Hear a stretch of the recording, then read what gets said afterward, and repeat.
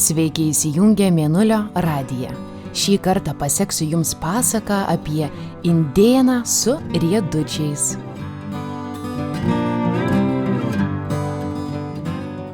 Seniai už Atlanto vandenyno gyveno bėgiojančių indėnų gentis. Ir kuo jie ilgiau gyveno, tuo greičiau bėgiojo, o kuo greičiau bėgiojo, tuo ilgiau gyveno. Pats greičiausias genties indėnas ten tapdavo vadu ir gaudavo vardą Tvirtakojis. Kiti indėnai irgi turėdavo vardus. Pavyzdžiui, buvo ten toks Ilgakojis, kurio kojos buvo tokios ilgos, kad naktį miegant netilpdavo į palapinę ir jo pėdos kyšodavo lauke. Buvo ir Rudakojė, mama, kurios kojos nuo saulės ir vėjo buvo rudutėlės. Mat ji kiaurą dieną lakstydavo lauke aplink savo 5 vaikus. Ogi buvo ir vienas jaunas berniukas, kurio kojos buvo nepaprastai trumpos. Nors maži berniukai dar neturi vardų, bet kaimo vyrai ir moterys jau šnabždėjosi. Jūs tik pažiūrėkit, kas iš to vaiko bus. Su tokiom trumpom kojom nei bizono pagausi, nei aplink vaikus palakstysi. Bus tas berniukas trumpakojis, didžioji dvasia jį nuskriaudė. Berniukas girdėjo visas tas šnekas ir naktimis vienas užsilipęs ant kalvelės žiūrėdavo į savo kojas mėnulio šviesoje. Negi tikrai jos tokios trumpos, klausdavo jis mėnulio. Trumpa tik naktis, atsakydavo jam mėnuo. Tuomet juodu tylėdavo ir liūdėdavo drauge. Bet po kiekvienos nakties ateina rytas ir šis rytas indėnų gentyje buvo išskirtinis. Moterys prausė savo berniukų kojas upėje, saulė kepino taip stipriai, kad net smėlis garavo, o kaimo senoliai mušė būgnus ir taip kalbėjo. Šiandien mūsų vaikai išeina iš kaimo, surast savo ženklą, išgirs dievų kalbą, kad grįžtų atgal stipresni. Dvasia didžioji, suteik jiems vardus, grąžinki namo mums vyrus stiprius. Išėjo vaikai, sugrįž tikri vyrai,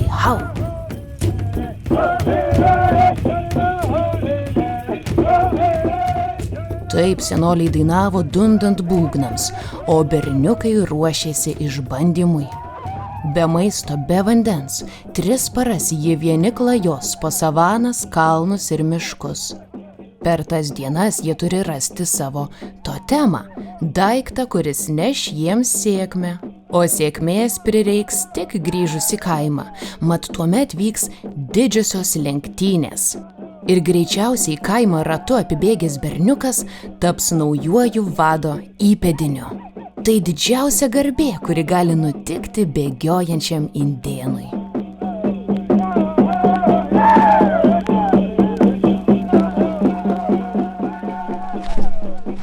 Būgnų garsas tolo nuo mažojo berniuko ausų. Trumpomis kojytėmis jis daug lėčiau tolo nuo kaimo nei kiti vaikai.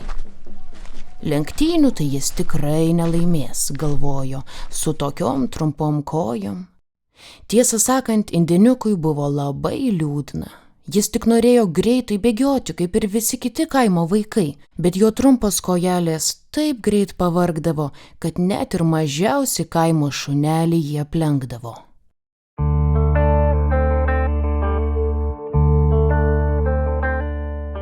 Indėniukas ėjo, saulė leidosi ir kilo. Mėnulis švietė jam taką per naktį, o žvėrelių pėdos vedė link miško. Galiausiai 3 rytą, ištroškęs, alkanas kaip vilkas, berniukas priėjo mišką. Atsigulė po aukštų šakotų medžiu ir vos primerkęs akis užsnūdo.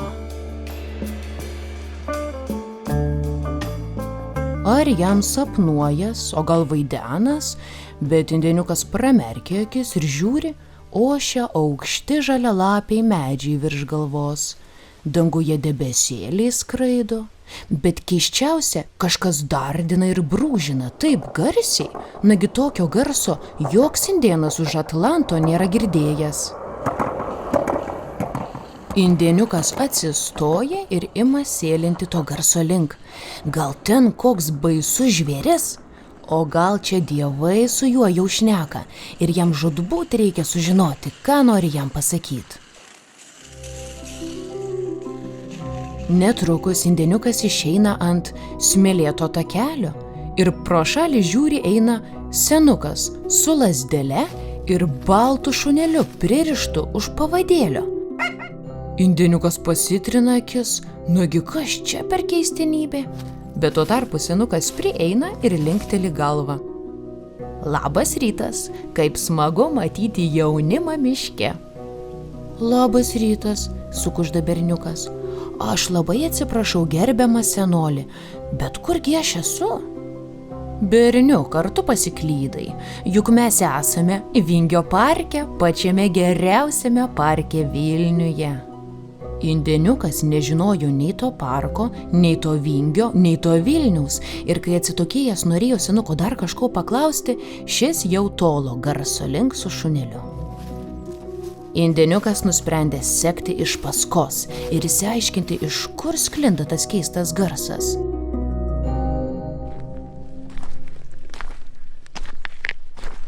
Ir netrukus jis išeina į didelę aikštę. Ten mato, vaikai labai greitai suka ratus aplink žalią pievą. Kas su riedlente, kas su dviračiu, o kažkas žiūrėk ir su riedučiais. Indėniukas be žado spoksojo į visus tuos vaikus. Kokie jie greiti! Tai štai iš kur tas dardantis garsas. Berniuk, staiga prakalbo kažkas į jį iš už šono. Gal norėtum pamėginti mūsų riedučius, ko čia taip stovi ir spoksai, nagi eik pats pasivažinėk. Indėniukas pasižiūri į tą vyrą, tada nusiima savo mokasinus ir sako: Mano kojos labai trumpos, nežinau, ar jūsų stebuklingiems dievų batams mano kojos patiks. Bet tas vyras, kuris, kaip suprantate, buvo nuomos punkto darbuotojas, tik susiraukė ir paklausė: Kelinta tavo išmera? O kas yra išmera? Na, tu visai iš medžio iškritęs, sako vyras. Gerai, nesvarbu. Jis paėmė vieną indėniuko mokasiną, pamatavo iš akies ir atnešė porą riedučių. Pasimatuok. Indėniukas nedrąsiai prilietė ratukus. O dievai, sukasi. Tuomet apsiėvė riedučius, susiveržė raištelius ir pasileido tiesiai į aikštelę. Tik pakėlė vieną koją ir bum, tada bum, nukrito tiesiai į žolę, skaudžiai susimušdamas kelius. Prie jo tuoj pat pribėgo pora mamų ir šaukė: Berniuk, ar tau viskas gerai? Kaip tu užsigavai, vajai, kur tavo mamytė, o kurgi tavo šalmas? Bet indėniukas atsistojo, nusipurtė nuo kelių dulkes ir sukandęs dantis iškošė: Nieko man neskauda, aš tuoj. Indėnai, jei nežinojote, yra labai stipraus charakterio. Nieko jie nebijo, nei skausmo, nei kristi. Taip jau išauklėti. Tad indėniukas dar 10 kartų nukrito, bet galiausiai išmoko taip šauniai riedėti, kad dabar dardėjo smarkiau už visus kitus vaikus.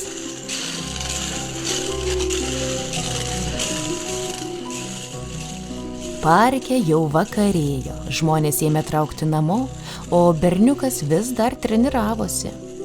Kai galiausiai sugrįžo į nuomos punktą, tas vyras jam ir sako: Na ir ilgai važinėjaisi, bus 30 eurų. O kas yra eurai? Kokia nors jūsų uoga, o gal grybas? Klausė vaikas. Koks dar grybas? Pats tu grybas, pyksta nuomotojas. Tu ką, pinigų neturi? Viskas, ką turiu, tai mano mokasinai ir plunksnos. Bet laimiai buvo jau vėlus vakaras ir nuomotojas labai skubėjo namo žiūrėti krepšinio, todėl tąsyk tenumojo ranka ir tarė: lėk sau sveika su tais riedučiais, bet pasiliksiu tavo mokasinus. Jie tokie nematyti, man antikvaras, žiūrėk, gal ir atsipirks. Indėniukas taip nudžiugo. Ačiū, gerasis žmogau, jūs esate mylimas dievų. Ir pamojęs ranka nuriedėjo tolyn į mišką. O nuomotojas tik gūžtelėjo pečiais. Na ir keistų vaikų šiais laikais pasitaiko. Uždarė nuomos punktą ir nubėgo troleibusų stotelėn. Indėniukas susirado savo medį miške, nusijavė riedučius, paglostė ratukus ir nusprendė šiek tiek pasnausti prieš kelionę namo. Pasidėjo tuos riedučius po galvą ir kietai įmigo. Atsikelia, saulė jau pakilus, miške vėl karšta ir sausa, greit užsimauna riedučius ir dardas sekdamas savo mokasinų pėdsakais atgal į kaimą. Jis juk jau turėjo grįžti, lenktynės turbūt jau prasidėjo. Baiminasi, kad nespės, bet riedučiai greičiau už vėją neša indėniuką namo ir pasiekęs kaimą žiūri, kad didžiosios lenktynės ką tik prasidėjo. Visi kaimo vaikai jau pradėjo bėgti didįjį ratą aplink kaimą. Kas su auksinė erelio plunksna plaukuose, kas su nematytais bizonų kaulų karoliais, o kažkas net bėga užsidėjęs vilko kaukolę. Bet indėniukas nespėja nė geriau įsižiūrėti į vaikų surastus totemus, tik susiveržia stipriau riedučių raištelius ir pasileidžia į trasą. Tik pažiūrėkite į mūsų trumpą kojį, nagi greitas kaip žaibas. Dievai jam padovanojo stebuklingus mokasinus. Kuždėjusi ir aikčiojo žiūrovai. Ir tikrai dar minutėlė ir indėniukas jau apskuodė visą ratą aplink kaimą kitiems vaikams neįpusėti nespėjus. Valio, būgnai sudundėjo garsiau ir stipriau. Mūsų naujasis genties vadas Riedakojis. Garbė Riedakojui, klegėjo basi ir seni, dideli ir maži.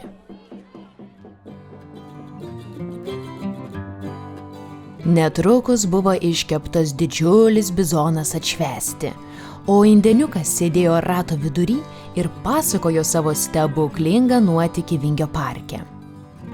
Ta istorija, kad ir kokia keista, ėjo iš lūpų į lūpas. Ir net ir šiandien, jei kartais sutiksite kokį bėgiojantį indėną, paklauskite jo.